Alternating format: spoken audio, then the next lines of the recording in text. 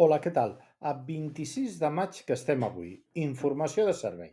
Tot i que a primeres hores del dia els núvols s'aniran dissipant per deixar un matí assolellat, a partir del migdia creixeran nuvolades i no es descarta que puguin deixar alguna gotellada aïllada.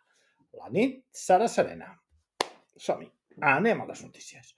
Atenció, perquè a partir de 2 quarts de 8 del vespre quedaran tancats el trànsit, la cruïlla del carrer Baixada del Molí amb l'avinguda Santa Coloma, el tram del carrer Prat de la Creu entre la rotonda de la Font de Govern i l'Estadi Nacional, l'accés des de la rotonda de la Comella en direcció a l'estadi, el pont del Liceu i el carrer Prada Motxilla en sentit cap a l'Estadi Nacional.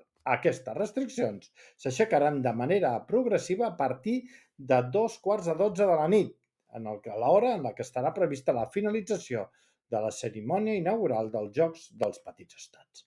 Més coses.